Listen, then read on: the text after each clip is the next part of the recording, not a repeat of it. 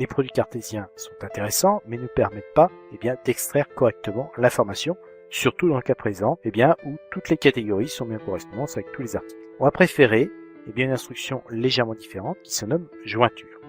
La jointure va reprendre la syntaxe du produit cartésien, donc from catégorie article, donc je prends toutes les informations des catégories, toutes les informations des articles, je mets en correspondance toutes ces lignes en faisant toutes les combinaisons possibles, donc j'obtiens mon produit cartésien, ces fameuses 234 lignes, puis je rajoute une clause where en disant attention, parmi ce jeu de résultats ainsi constitué, je ne vais garder que les lignes qui vont satisfaire le critère suivant, le code catégorie issu de mon article, correspond au code catégorie issu de ma table des catégories. C'est-à-dire que je vais mettre en face de chaque article le libellé de la catégorie qui correspond. Et pour ça, dans l'instruction select, on va afficher le code catégorie, le libellé de cette catégorie et la désignation de l'article. Et donc on va enfin savoir pour l'article qui est notre exemple, par exemple le Logitech G19, dans quelle catégorie elle est classée.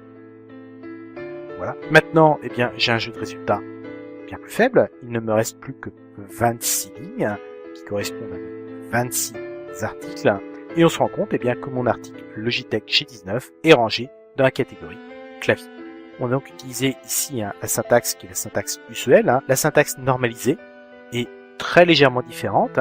Simplement, ici au niveau du from, on a rajouté l'instruction inner join pour dire attention, c'est une opération de jointure qui va s'effectuer entre les tables catégorie et les tables articles. D'accord. Et le critère de jointure, donc c'est le on, article.codeCatégorie égale catégorie.codeCatégorie. Dans la syntaxe normalisée, on fait bien apparaître la jointure avec son critère de restriction, alors que dans la syntaxe usuelle, celle qui est au-dessus, on dit plutôt, il y a un produit cartésien, donc c'est la clause from, et puis derrière, ce produit cartésien, on fait une restriction. Alors, rassurez-vous, peu importe la syntaxe que vous allez utiliser, l'optimiseur de requête de SQL Server, va reconnaître que la syntaxe non normalisée exprime bien une jointure exactement comme la syntaxe normalisée. Simplement, prenant l'habitude, d'utiliser cette syntaxe normalisée, on se met en conformité avec les évolutions possibles de cette fameuse norme SQL. Donc on peut exécuter ce jeu de résultats et bien sûr on a exactement les mêmes résultats d'un côté que de l'autre.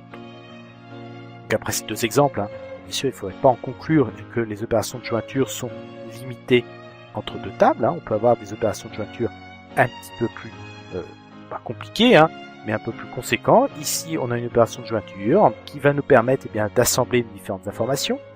On va simplement lire la requête from client cli, donc depuis la table des clients inner join commande que je mets en relation avec la table des commandes au travers d'une jointure en disant le numéro de client dans la table des commandes doit correspondre au numéro de client de ma table des clients. Je mets en correspondance les lignes de commande, inner join ligne de commande sur le numéro de commande, inner join article, je mets encore une fois en correspondance par rapport à ces lignes de commande les articles. À partir de ce moment-là, on peut afficher grâce à l'instruction select le numéro de la commande.